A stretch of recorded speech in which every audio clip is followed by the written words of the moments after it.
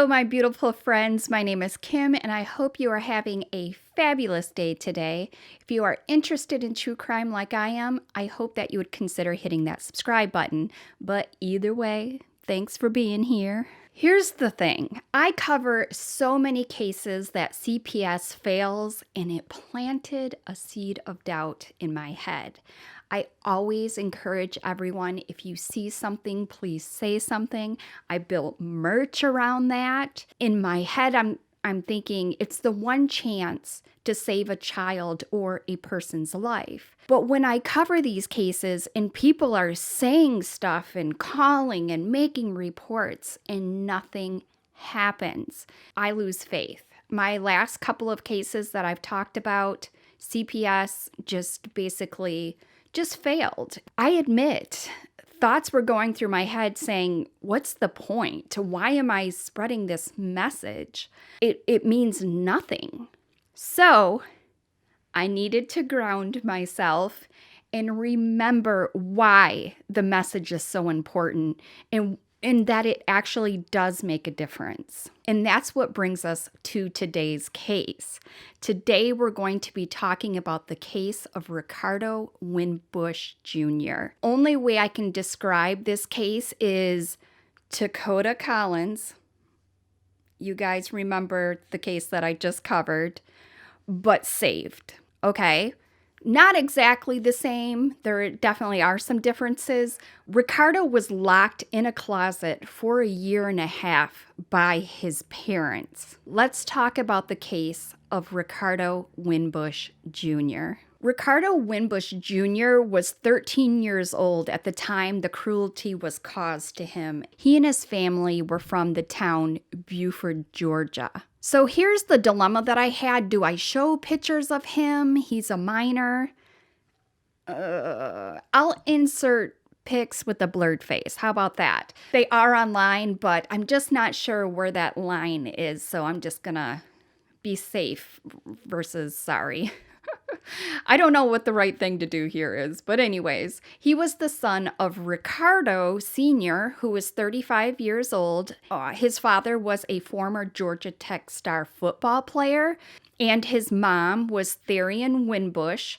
She was 39 years old, just a couple years older than Ricardo Sr. Ricardo Jr. was one of 10 children in the home. Due to the parents' very strong religious views, they did not believe in birth control, and they wanted to have as many children as God would grant them. Ricardo Sr., the dad, and his wife, Therian, the mom, met at Georgia Tech. As Therian was going to school for mechanical engineering at the time, Therian was known to tutor other students. And she was very bright. She was known to be a very strong student at Georgia Tech. These two were a match made in heaven. They were two college-educated, smart people. Ricardo Sr. was the main breadwinner of the family, and he received a job working for a railroad company. Therian gave up her career to stay at home. I don't know if you necessarily call that gave up, but she chose not to work outside of the house and stay home with the children, and she would also homeschool them. They were able to get a very large home for their growing family. It was a 5-bedroom home. A neighbor that lived close to them said that the children were always very nicely dressed, but were socially awkward because they never socialized with others outside of the family. They didn't play outside like other children. They basically played with each other exclusively. 8 of the children shared the same bedroom, and they were able to all fit into the master bedroom of the home. The parents had their own room where they kept the youngest baby in the room with them. All 8 children had their own beds that was lined up in this room. It's an odd choice to have all the children in the same room when you live in a 5-bedroom home, but that's how the setup was. But you might be asking, why there wasn't 9 beds set up? Because there was 10 children, the baby slept in the same room as the parents. There's one missing. Well, there was one child that was not allowed to sleep with the other children. One child that couldn't eat with the other children. The children had many books and toys in the home, and which kept them occupied. They had apparently one room that was set up for Legos exclusively. It sounds like a lot of fun, a lot of stimulation. The children would play with each other, they would study together, and that was their lives. They didn't celebrate holidays, and if anybody would knock on the door during Halloween, they were given a Bible. Recardo Jr. was the one child that was not allowed to sleep, play, or eat with the other children. Recardo was set up in the basement, but eventually progressed to him being sequestered into a closet, which they put a lock on this closet on the door. So there was some progression that we'll talk about. He was like this for a year and a half. The progression of abuse is horrifically sad. Recardo Jr. would often tell lies, steal food, as well as touch his siblings inappropriately, the parents would say. We will dive into that last allegation as the psychologist challenges if that was the case and believe this was just made up allegations by the parents to save their butts. But one very brave person, it only took one call. God bless this person that made the call. This one person is the reason I say, if you see something, say something. This person saved Ricardo's life, in my opinion. Saved the lives of the other 9 children who could have potentially ended up just like Ricardo at some point. The Wimbushes lost all 10 children due to the state of one child that had a rare cancer tumor growing in their abdomen that was untreated for years. And, of course, the state of Recardo Jr. when he was discovered by CPS in that closet. The mom, Mrs. Wimbush, represented the couple. Well, I have to say the couple represented themselves, but she mainly was the one that talked. She was an educated woman, so she gave it her best shot. Here is a clip of her opening statement. Ladies and gentlemen, allow me to first tell you that I am not an attorney. And just like David, that ruddy little Hebrew shepherd boy, when he went up against Goliath, refused King Saul's armor because he had not tested it, I do not seek to put on the mantle of an attorney. So please accept my apologies for having to read to you my opening statement. You see, I'm just like all of you, a layperson. The only difference is that I'm accused of a crime. And you are not. She talks to the jury like they're children. If I was a juror, I would have been very frustrated with her strategies. She always kept this forced smile on her face. It was so creepy and unnatural. That just to say the least. Mrs. Wimbush is how I'm going to call her, but just know it's not out of respect.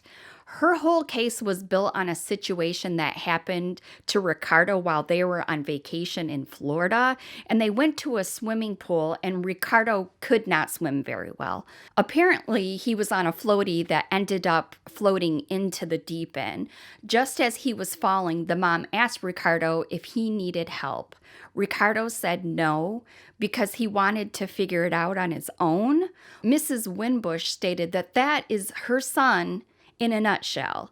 He didn't ask for help and tries to do everything on his own. This example came up several times during the trial, which is ludicrous. What happens one time doesn't define a person. And even if they had a defiant, self-sufficient, and lying son, doesn't make how they dealt with Ricardo okay. Again, she was treating the jury as children, simplifying things that just didn't make sense in the big picture. She called to the stand 5 of her 10 children to help her in her defense. Most of the children claimed that Ricardo was locked in the basement because he lied.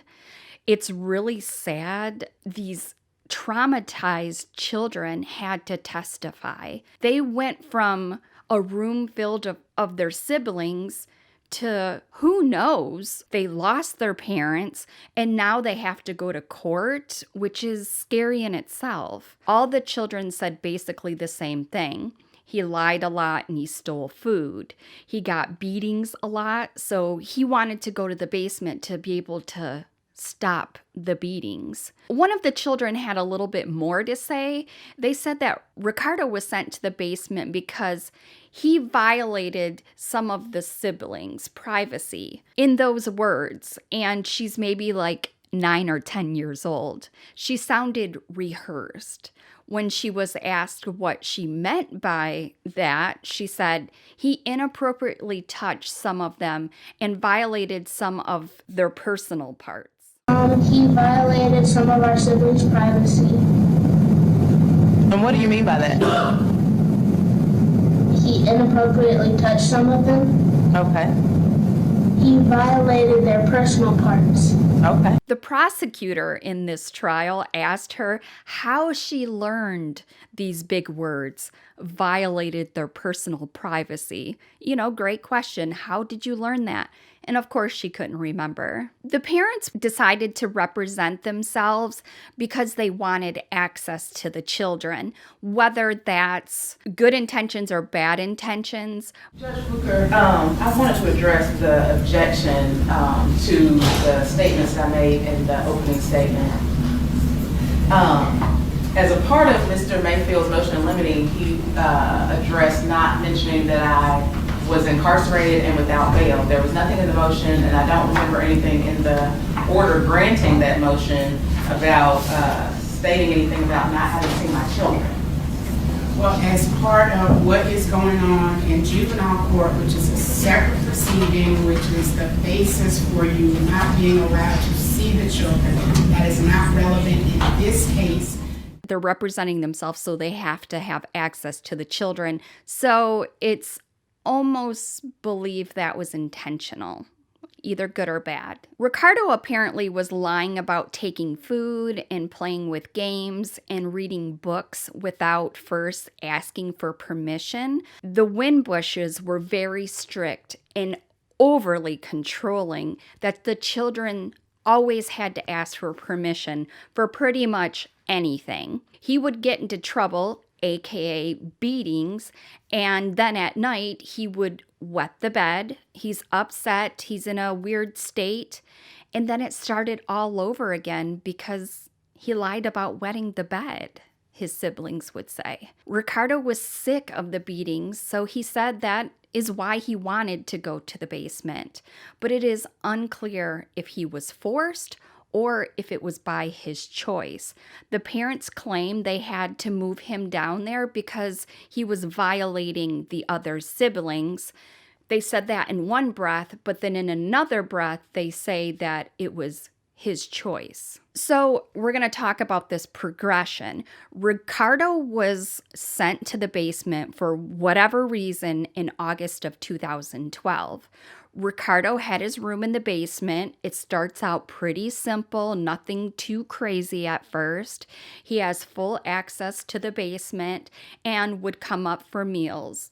He was given books, etc. There was a small closet off of the basement, which they would call the blue room, but it was actually just a closet. But he had access to that and he could look out the window. But Recardo would often sneak upstairs and grab books, or he would grab food, and he was getting caught. And so the escalation started. More punishment is needed for Recardo. They told Recardo now they needed to use the basement for whatever reason, and that he now is going to be set up in the blue room, which is a closet. His bed basically fills up the whole room. He had a single window that he could look out for stimulation, but eventually they took that away from him too. Recardo sneaks out of the room one night. He is extremely bored. He would hear the other children upstairs laughing and playing, but he was not allowed to join them. He missed playing with his siblings. He wanted to be up there with them. He wanted to be reading books. He wanted to be in the Lego room. So he sneaks upstairs, he gets some food, and his dad catches him. This day, he got a beating of his lifetime. He got beat with a leather belt. It was not pretty. So Recardo decided he was going to run away from the home. So on August 22nd, 2012, Recardo decided he was going to run away. 13 years old, he grabs his sleeping bag, climbs out the window or goes out the door. He's young. He doesn't know the streets. He has no plan. He doesn't even really know the neighborhood because he's always inside. And he has no destination in mind. So he's seen hanging out outside of someone's home, and all he had was a sleeping bag. So the neighbor was concerned about Recardo, so they called the police to come out and investigate what's going on with this boy with a sleeping bag. They did, and Recardo didn't want to give him his name or his address. By the way, it's only been like 45 minutes out of the house. They put him in the cop car. He finally says his real name. His dad comes and picks him up from the police department, and this is when they applied a lock to the closet door so he could not escape. The clock ticks on for 18 long months. As further punishment, they applied the white paint to the outside of the only window he had, removed the light bulb from the room, complete darkness. They would bring him food maybe 1 or 2 times a day only. How kind of them. Recardo was let out to use the bathroom when he was given his food, but when he couldn't wait, they gave him a jar to use. Could you imagine? In a closet, only a bed and a jar, and fed once or twice. But what is even more messed up, his sheets started to mold because it was a damp basement and they didn't change them. So his parents took them off the bed. Do you think they gave him a clean set? Oh no, he slept without sheets on his bed. He was not given clean clothes. He had a tank top and underwear that were too small for him. He was not given a shower for 18 months while he was locked in that room. His parents were cruel. His skin had mold and fungus growing on it from a lack of a shower. He did not see any of the other children in the home for the whole time that he was locked up for 18 months. But this all came to an end on June 15th, 2014, when a brave person called the abuse hotline. This person was completely anonymous, so to this day, no one knows who made that phone call. Thanks to whoever you are, if you are watching this video, thank you. But they reported what was going on with Recardo. Social services came to the house and talked with the parents for 2 hours. I'll play a little clip of the social worker. She had a lot to say. She was pretty cool. She invited me into the home and ushered me into an office that was right by the front door. And then she told me Mr. Wimbush would be right there. And so Mr. Wimbush came and the 3 of us sat in the office and talked for about 2 hours. Mrs. Wimbush reported that she followed Jesus for 8 years, and Jesus taught forgiveness. And at some point she decided that Recardo did not deserve forgiveness anymore. And so according to her beliefs from the Old Testament, when someone commits a sin, they should be separated and they should have to pay restitution. So he was sent down to the basement to separate from the family as a punishment for his behavior. When we talked about education, I asked specifically if the child was receiving any schooling. And Mrs. Wimbush said he was being taught ethics because that was what he needed to learn, and that he wasn't receiving any other kind of math or English or any kind of other schooling while he was there, since he violated the rules. All right. Mrs. Wimbush took me downstairs to the basement, and she showed me the room, and I could see there was a door, and there were holes in the door that looked as if a lock had been removed. Then she called him out, and he came out, and I spoke with him. And then I observed the room, and I asked him if I could take pictures. He said that he was disobedient and that he deserved to be down there. And he was really hoping that he would be able to reintegrate into his family in October of that year, which was about 4 months later, because the family was having a Hebrew feast in October. And his mom told him that if he was really good, maybe he would be able to rejoin the family in October. And he was very hopeful because he wanted to see his siblings. But isn't that completely heartbreaking?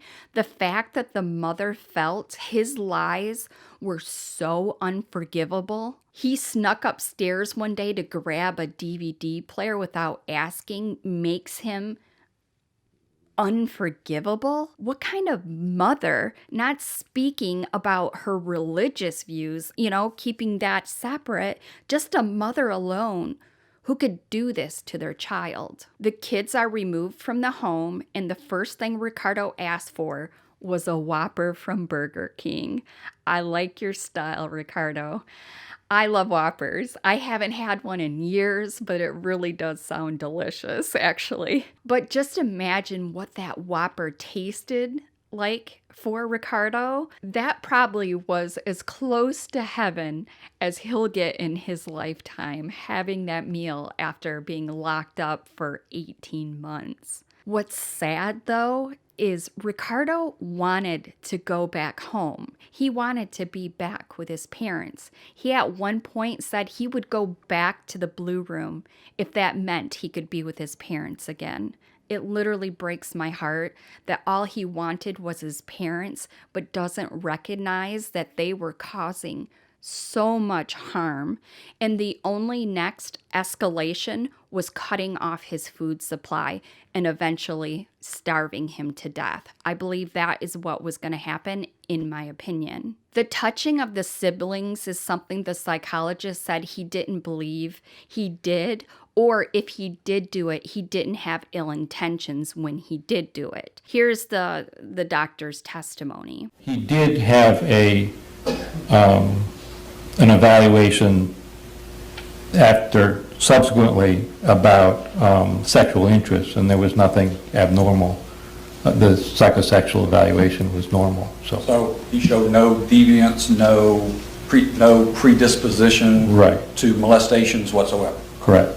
That he didn't, yes, that's correct. There was nothing later that suggested that he was at any risk for doing such things in the future, was really what it was for. Okay, do sometimes smaller children engage in that activity without any sort of malicious intent? Yes. Yeah, I mean, it's, when I was a kid, they called it playing doctor, and it was quite common and is, in fact, quite common still. In the future, Doctor, will his relationships and his happiness be affected by what happened during this vital time in his life? In my opinion, absolutely, yes. No other question. Mrs. Wimbush, she is stuck on the whole pride thing. Listen to her. You said Recardo doesn't ask for things. Could that be related to a sense of pride in that one does not want to ask for things? It could be, but I didn't think it was with him. With him, it seemed more an inhibition rather than a sort of, I can do it myself kind of attitude. If I told you, or if you knew, that Recardo didn't like to ask for things and even almost drowned because he didn't want to ask for help prior to all of these instances, would that change your thoughts about it being inhibitive?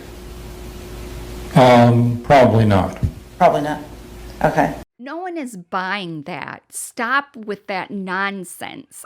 She just keeps saying it. It's just so annoying. So all the children are now removed. One of the sons has a cancerous tumor growing from his abdomen that had gone untreated. The parents didn't think it was important enough to take him to the doctor to seek treatment, apparently. And the doctor says if this was treated earlier, it would have been a simple surgery. But now, because it's grown so much, it's looking like it's going to take several surgeries and still could be life-threatening. In the middle of the trial, the parents try to sue the state for damages, like $640,000, something ridiculous.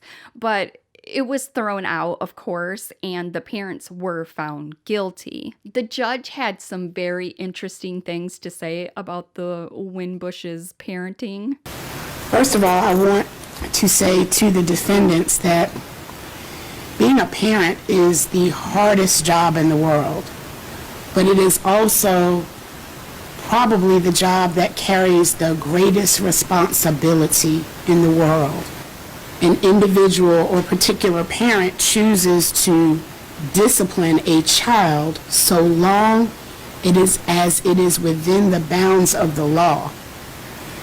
And what has been a key theme throughout the evidence in the trial of this case is what is reasonable and what is not reasonable. And being entrusted with that precious gift of being a parent, having life experience, financial resources, the educational background that each of you have, that light bulb never came on for you as to where that line of reasonableness should have been drawn. And you far exceeded anything that could possibly be considered reasonable. One thing, other than the other child that was unhealthy that had the cancer, there was another thing that happened that was pretty serious, and that is that Mrs. Wimbush was pregnant. She delivered the baby at home, and the baby did not survive. The kids seen this. The kids all know this baby's name, and they bury the baby in the backyard. Yes. Just buried the baby in the backyard. The parents received a sentence of 30 years.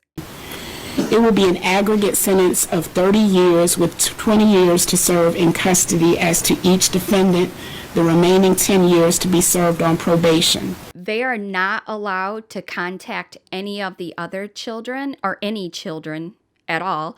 The children can reach out to them if they so choose to after the age of 21. Many lives were hurt in this situation. 10 kids? Wow. So that is the awful case that gave me some hope again that children can be saved by one brave person making a call. So I will keep pushing it. If you see something, please say something. I or you that's watching, please don't forget. Tell your friends. I want to make something good from the awful things that I talk about in these cases. I needed a case like this to remind me that the message isn't going in vain. It really does mean something and can make a difference. If you guys have any stories, please leave them below. I would love to hear about situations that you know that happened to you or a friend. We need some faith. We need some good news on this channel. I wish for the only best for both Recardo and his brothers and sisters, and I hope they are growing and thriving. I want only the best for each and every one of them. Well, if you guys have made it to the end, you guys are rock stars, and I love you to death. There are more true crime videos in my Captured Killers playlist if you would like to check them out. If you would like early access to new videos and support the channel, you can join as a channel member. And you can also join my Patreon if you so choose. Either way, stay safe, my loves. And remember, if you see something, say something. And I'll see you in my next one. Bye.